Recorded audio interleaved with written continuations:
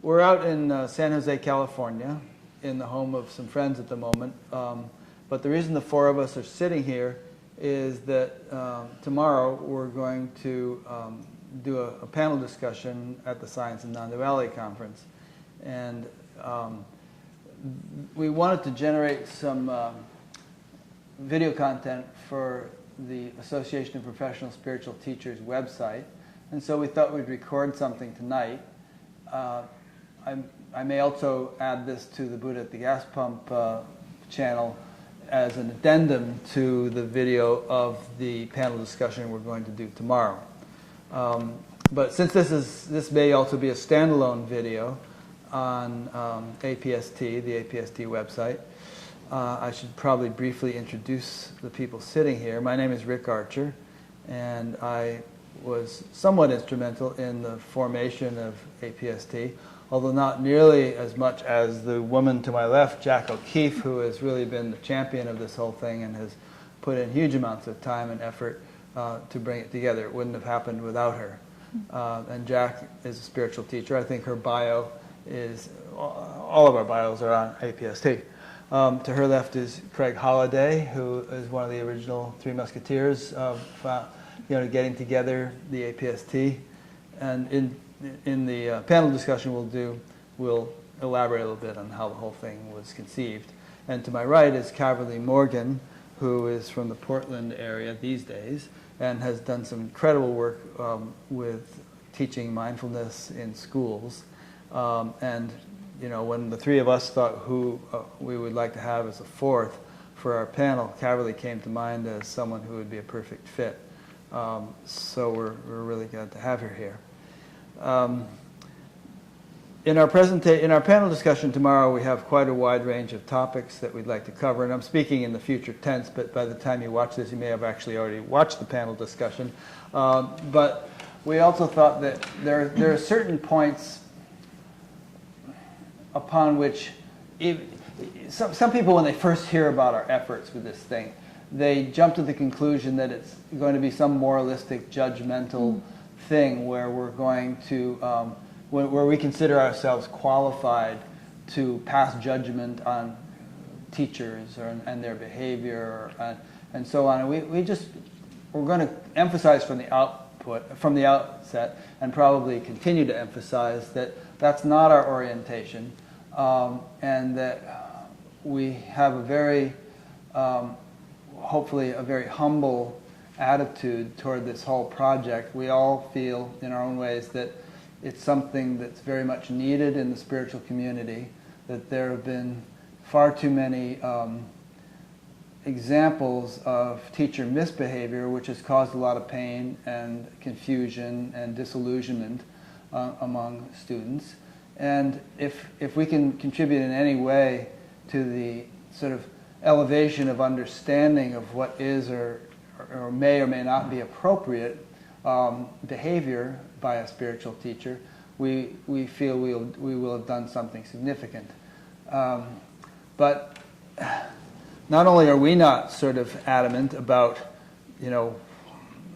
many of the points that we're presenting, we feel the whole thing is fluid, a work in progress, something that we welcome and need the input and collaboration of the whole community in. Because everyone else's judgment and opinion is as valuable as ours may be, and even amongst ourselves, our judgments differ. There have been certain points which we've been bantering back and forth all year and not reaching an agreement on. We haven't argued in a contentious way. It's been very friendly, but everyone has their subjective perspective, and in trying to evaluate or formulate a code of ethics, we're trying to achieve a balance between, our subjective perspectives and whatever universal standards there might be that fit our contemporary culture and ought to be respected. So, one such example of something that we've had trouble reaching agreement on is the issue of relationships, romantic relationships or sexual relationships between teachers and students. And this is probably one of the most important points to consider, because it's probably the area in which the most egregious violations have occurred, which have caused the most harm and confusion among students and have gotten teachers in all kinds of hot water. So we've discussed among ourselves over the previous months what would be an appropriate approach to this. How can you regulate such a thing? You know, should there never be any kind of romantic relationship between teachers and students, or should there be a cooling off period in which the teacher-student relationship has ended but the romantic relationship has not started for X number of months or years or whatever? And again, there's been a range of opinions on this, and we've sort of each shifted our positions and discussed it back and forth. And we thought that with you in watching this video, we'd like to just do a little bit of that in real time and explain some of the processes we've gone through. And you may see even now that we're not in complete agreement. But I think you'll also see that none of us is rigid or adamant in our opinions. We're sort of trying to approach this in a thoughtful and sensitive and introspective way, and to learn as we go and kind of search our own conscience and our own understanding, as deep as it may go, to come up with something that's really going to be useful and helpful for people. So, who would like to take it from there? Okay, so I'd be happy to start. And so, as far as if we're looking at the spectrum of, teachers being able to fully be in relationship with their students and teachers having zero relationship with their students romantically, I'm in that very conservative camp of no relationship. Ever. And did you say ever? Ever? Well, that's an interesting question, ever. Of course, as a human being, there's going to be exceptions to all kinds of rules. To any rule, there's going to be cultural exceptions. There's going to be different organizations, that have learned how to do that beautifully. Like in the Jewish tradition of rabbis, and it's very common, to have, the rabbi be married and have it to be someone from within the congregation, and that's, of course, absolutely acceptable. But what I have done as a therapist, I've just taken the rules of traditional psychotherapists, and the way you relate to clients is you don't become romantically involved. And the idea that is taught in graduate school is it's never. Now, if you look at the exact codes and the rules, this has gone over many years of great debate. It's when I first became a therapist, I would have to wait 2 years from the last time I saw the client if I was wanting to date them. And so it just made it really simple that probably wouldn't happen. Since then it's been raised to 5 years, and I'm a fan of this approach. By the governing body that governs therapists. By the governing body that grants and revokes licenses. Grants and revokes license, Okay. yes. And see, to me, it makes it really simple that as a spiritual teacher, I'm here, I'm showing up as a servant for my students. I'm not here looking for a date. I'm not looking for someone to sleep with. I'm not mixing those two worlds, and it keeps things radically simple. As a teacher, there's no messiness, and I can even say, from a place of humility, when I first started teaching, my life was literally a train wreck. Like, I had all kinds of busyness going on outside of my world of teaching. But what I found is because the relationships I was in were not fully stable, that confusion bled into the world of teaching. And so I would show up and I'd be a little bit confused or stressed, or thinking about what had just happened with my partner at that time, and it was a great distraction. And so when one has a conservative view, it's like you take that confusion. I mean, I think we can all agree that relationships tend to be the most messy place in most of our lives. It tends to be that evolving edge. You know, I can see there's people, you know, in the room that are smiling, and when I say this tends to be where we struggle.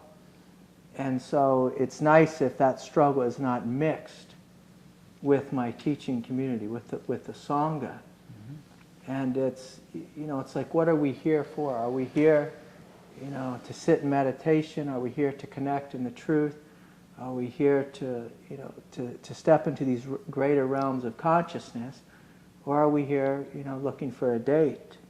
And there can be a lot of trouble, you know, when we start to mix those worlds. And I know, of course, it's not that simple. That sometimes, like as a therapist, you know, I may meet someone, I may find, oh, this person, they're like my best friend. They're coming to me. I see them fully. They see me fully. There's this connection that begins to form. There's this dynamic. I see their beauty and divinity. They see my beauty and divinity. And as a therapist, you could say, oh, well, this makes perfect sense that the two of us should now be in intimate relationship. But as soon as we start going in that direction, you know, all this potential for growth and vulnerability and a sense of, you know, having a clean and clear, safe place, you know, all of that really quickly begins to crumble when those boundaries are crossed. And so, to me, it's a very simple thing to say, I don't cross that line, and it keeps my teaching community fairly safe from my desire. And if my students know this as well, and they say, okay, then I'm not going to cross that line with Craig, and then at least it keeps that realm intentionally safe. It keeps it safe. And, you know, I could go on, but I'm, of course, you know, don't want to hog the mic here and be happy to hear. Thank you. And then sometimes your spiritual path commands you Absolutely. to break your golden rule. Absolutely. Because it will destroy the controller. It will make you fly in the face of what you believed to be a moral high value. And there is such divine efficiency when our spiritual path just says, oh, you think you like this? Okay, let's turn you upside down and we'll make you be the opposite of who you thought you were. So what do you, give us an example of? Oh gosh, some of us have had that path. I certainly have had that path. When I was doing my spiritual practice, whatever I held to be a clear value of, like, I would never do that, it's like, oh my God, I have to do it, I have to do it, I have to do it. So I remember, you know, there was this golden rule with my first husband. Absolutely, absolutely. The one thing we will always keep sacred is being loyal to each other. And I knew at some point, like, spiritually, I know I'm going to leave him. I know I will have to choose God because I'm attached to him, so I'll have to choose God. And at a retreat, it was like, this is where it's going to happen. This is how my marriage is going to break up. I'm going to be disloyal to this person, to my husband, with this person. I don't know how this is going to happen, but this is how it's going to unfold to get me out of the marriage. So every value system I had to be destroyed in that process also. And divine efficiency unfolds like that sometimes. And so, yeah, I mean, I was just in tears, taking off my wedding ring, thinking this is horrendous. I feel like 35-year-old virgin.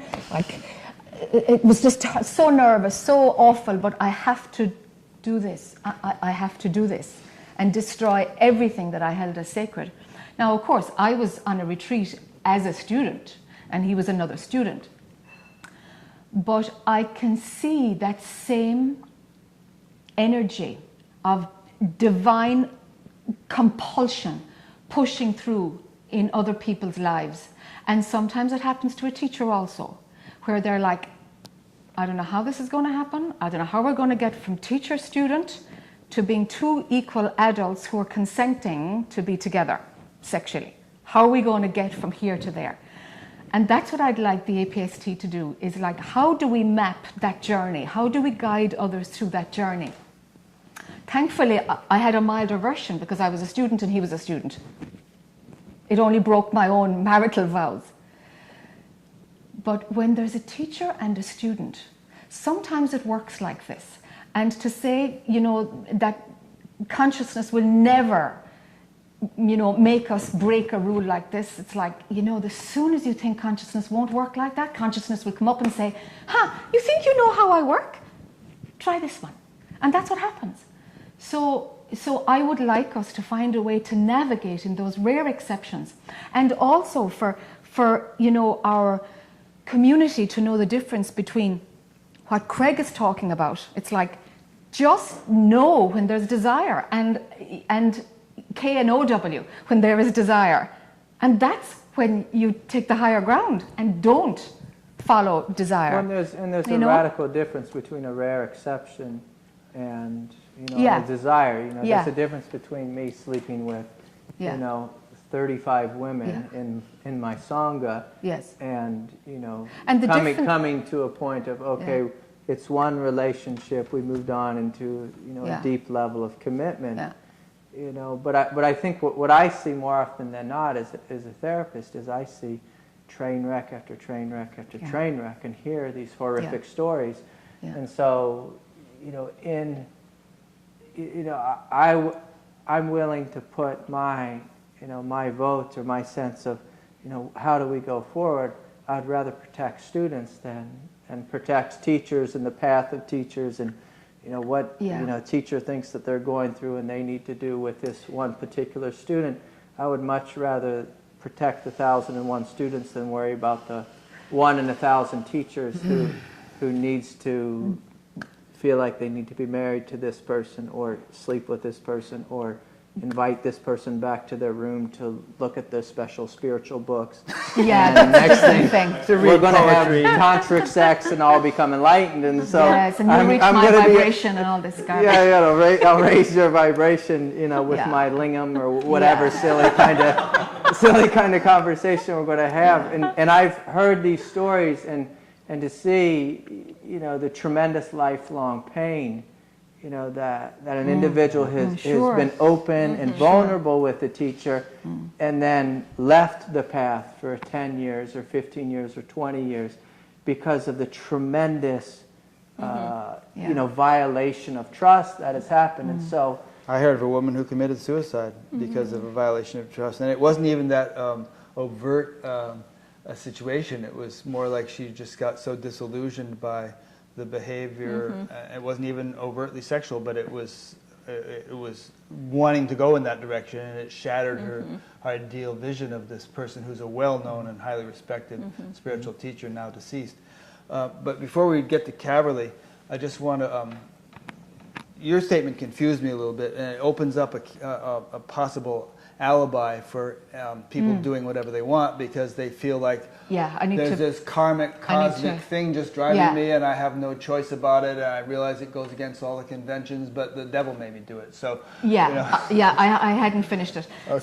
So I think the point and the gift that we can open together and share together and grow together on the APST is that what's the level of maturity of the teacher?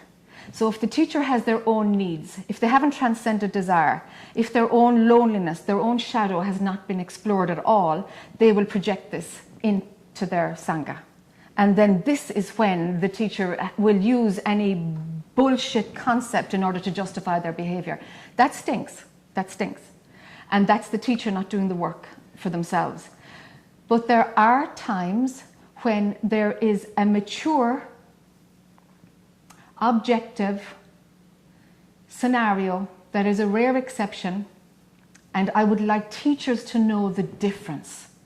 For teachers to educate themselves, is it my shadow, what's going on here, or is this actually divine will in somehow, and how can I safely navigate if it's divine will? That's the area that's not known, that teachers don't know the difference of when it's their own shadow and when there's absolutely a divine intervention moving them in a certain way. That's a tricky one. That's the tricky one, and that's the immaturity that I want the APST to address through education. Let's mature the sector so that there is more autonomy and transparency in how we work. And even bringing the conversation into the light, I think, is greatly helpful, because the reason that this has gone on, for probably a couple thousand years now, is that it's hung out in the shadows. And so the willingness to have this conversation, to talk about it, to bring up, the rare exceptions and to bring up when it's inappropriate, I think is a helpful conversation. And I could stand here and say, oh, it is never, appropriate ever. And of course, I'm not. That's going to make it go underground. You see. That's going to make. And to there's be honest, no growth I'm not, there. There's no learning there. I'm not wired in that way to hold that kind of stance. But there is, just a real sense of what are normal expectations. If a student comes to a Sangha and the teacher is, it's a male teacher and he's only answering questions with the beautiful young ladies, and afterwards he's inviting them to all hang out with him at the secret teaching after party. It's like, come on, like this is.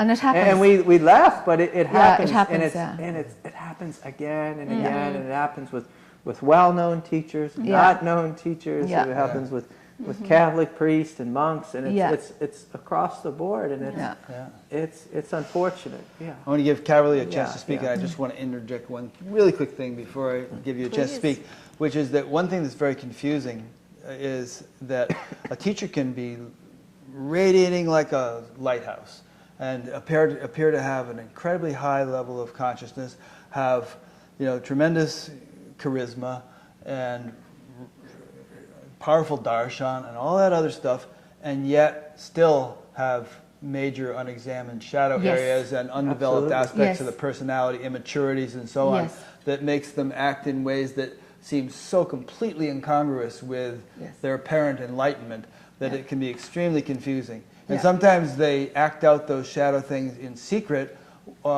behind closed doors while publicly portraying an aura of saintliness and perfection. Carolee.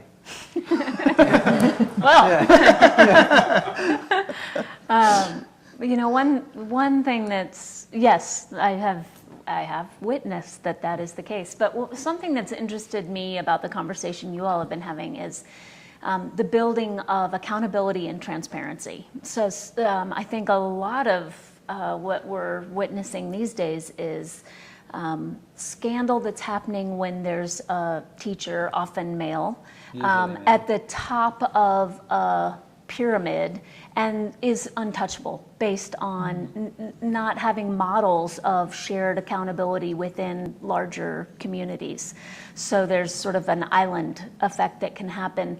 And I saw recently one case, and I'm sure there's more than one, but I'm just present to this one, where even after a sexual scandal comes to light, this person they've become an island unto themselves and can continue to teach even though the board of directors has left them, their own community has fallen apart.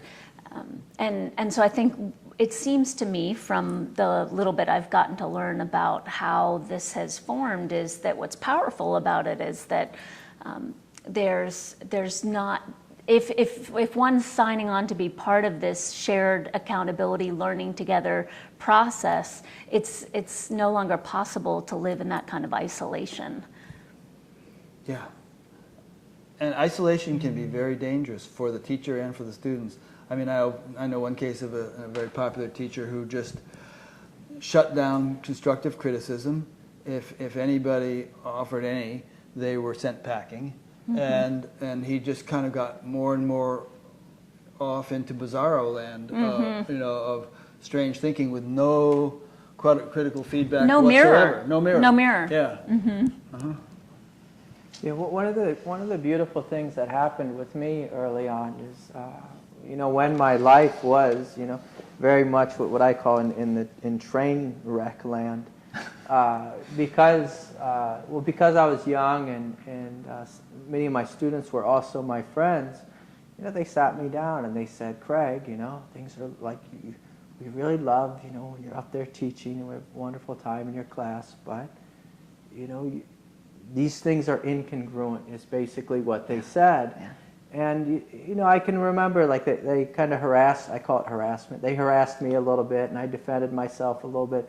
But I realized, it's like, you know what? You guys are right. And it was really helpful that my students came forward and they said this to me. And they looked me directly in the eye and they said, you got to clean your life up, Craig. And it really touched me, and it was radically helpful for them to come forward and speak to me. And it was funny because I was talking with one of them today, and there was this third person who came up, and they said, well, Craig, how's your life going? Because the last time I talked to this person was, maybe 8 years ago, and it was when my life was pretty messy. And, the good friend of mine said, oh, his life's actually really wonderful, and it's really clear, and it's simple, and things have calmed down, and there's peace there, and there's freedom there. And it's supportive of the teaching, it's supportive of the community, and it's a wonderful thing not to be involved in this train wreck. And it's a wonderful thing to have students that will come forward and speak to you and say, hey, maybe you need to look at this. And I think this is a really valuable thing that as a teacher to be radically open to feedback, to criticism, to just constructive feedback is really helpful. And if we're looking at, well, what does it mean to be free and human? Okay, so I'm open, I'm willing to hear, I'm willing to listen, I'm willing to grow. There's humility there.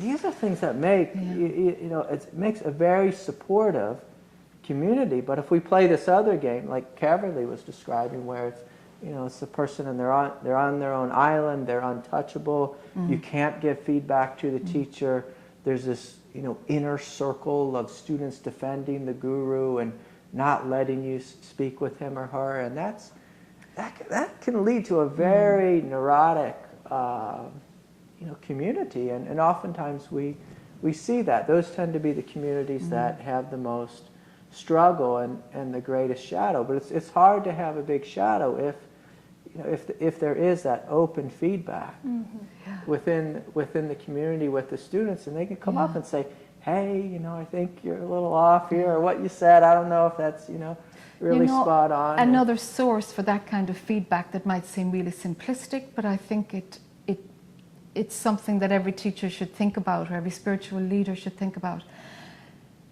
What circle of friends do you have? Yeah. Are they all your students? Or are you just a regular Joe Soap? Are you just a regular Jane to a group of people who can call you out, who can get annoyed with you, and there is no power play at all?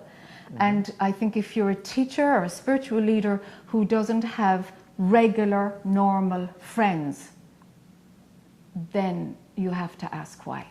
You have to ask why.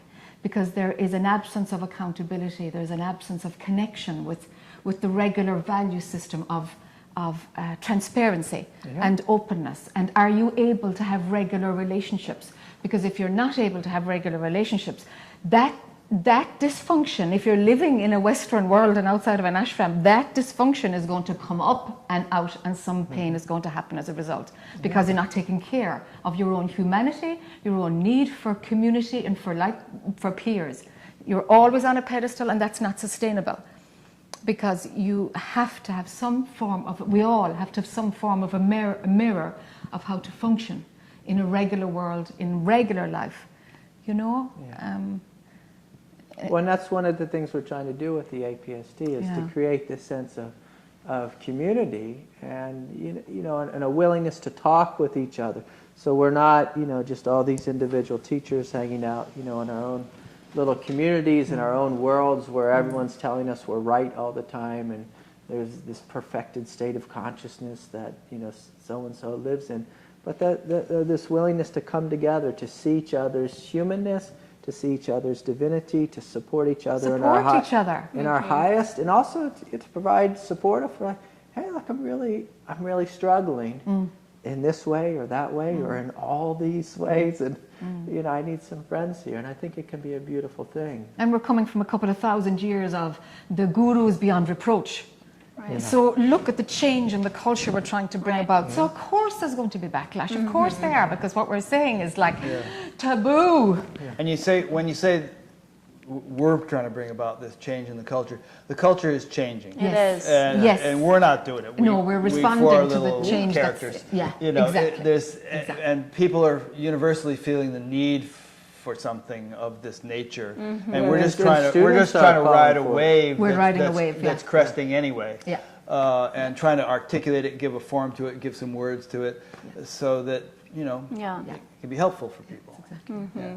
But we have to keep reminding, using our terminology carefully to make it perfectly clear that we are not some kind of governing body and have no aspirations to be.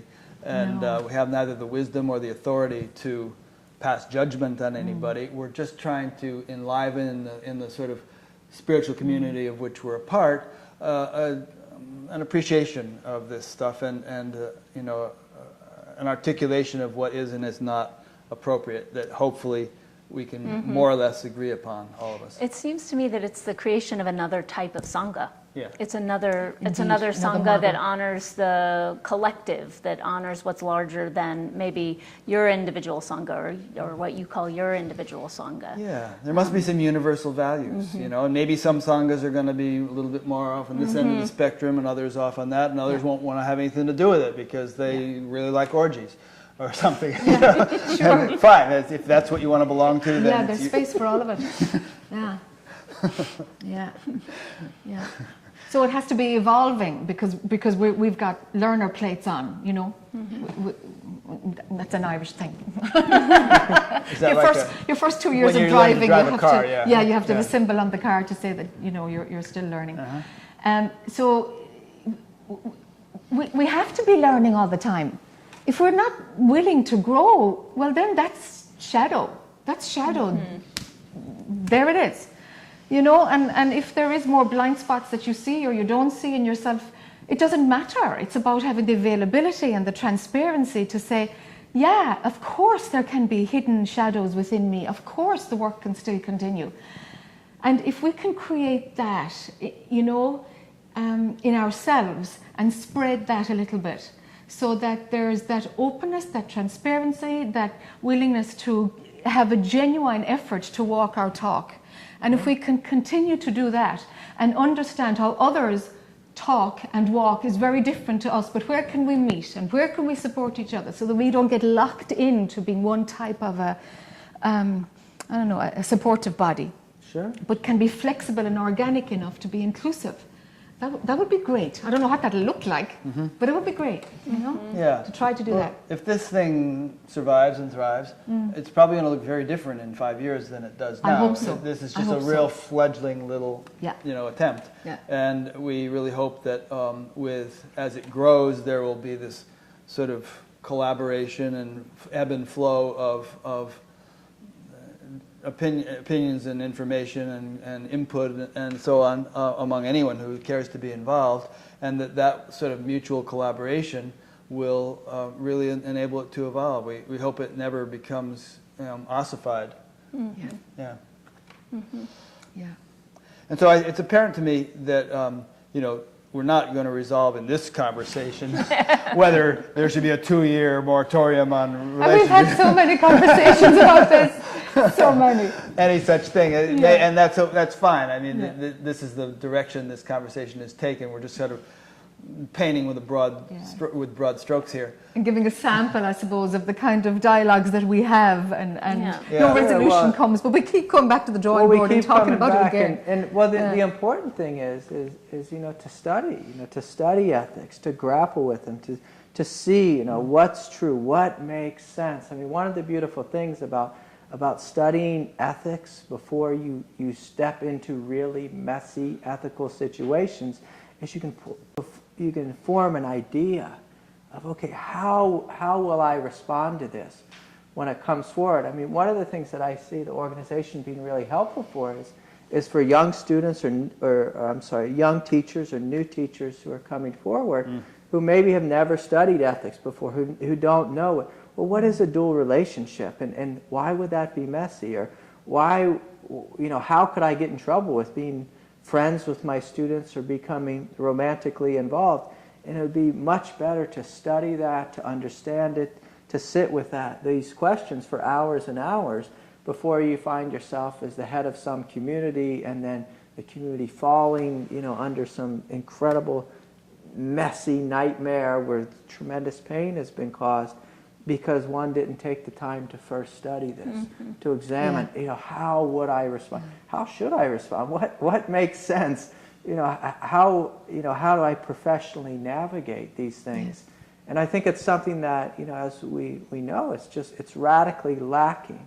Yeah. Rick, has brought this up a lot, that we would assume that most spiritual teachers have really strong ethics and have a strong, high moral high ground, for the place they live and teach from. But if you look at history, if you look at recent history, even this last summer, our email boxes have filled up with scandal after scandal after scandal. And it's like, oh boy, and these were teachers who were at high levels of realization, and it didn't.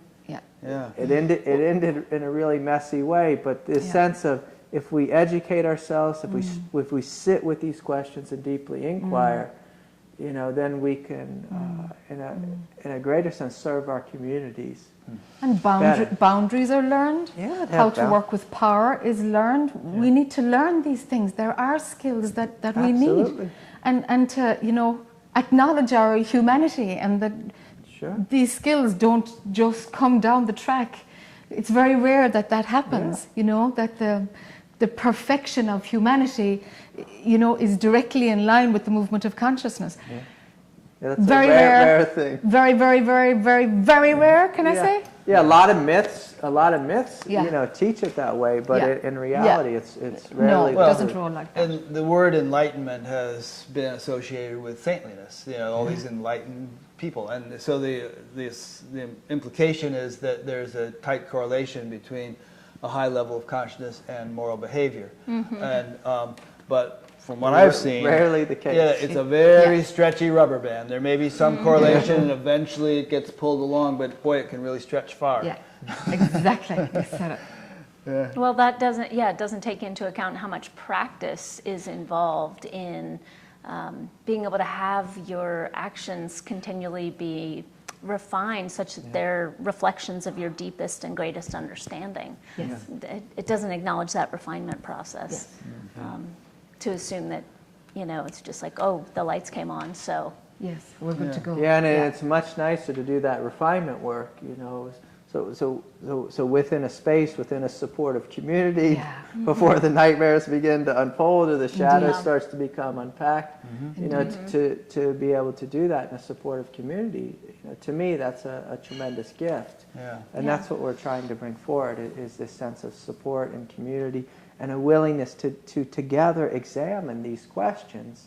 And again, like what Rick was saying, we're not, some judging authority. That is the furthest thing from my nature, or our nature, is to judge, but rather to explore these questions and to see this as just a part of the spiritual practice, as a part of the path. To me, is a beautiful thing. So this will be an ongoing conversation. Yes. And we could probably make a video a week and explore different aspects of it. And still not come to an agreement. So I guess we should really conclude and say, stay tuned. I mean, it's getting late here. It's 11:15, and some of us are on East Coast time or Midwest time, and we have our panel discussion tomorrow and everything. So we want to be fresh for that. But we just wanted to make something and get it out there and put something on the website and stimulate some thought and discussion. So we hope we've done that, and appreciate your watching this. Yes. We could, if we had the energy and perhaps some more refreshments, we could probably go on for another few hours. This guy could. Don't give him anything to drink. But anyway, thanks for this. Thanks for watching, and please stay tuned and get involved in whatever way you like in the Association of Professional Spiritual Teachers, and go to the website, spiritualteachers.org. professionalspiritualteachers.org, and just explore around, and it'll be a work in progress, and we hope you'll find it very useful over the coming years. Yep. May the next Buddha be Sangha.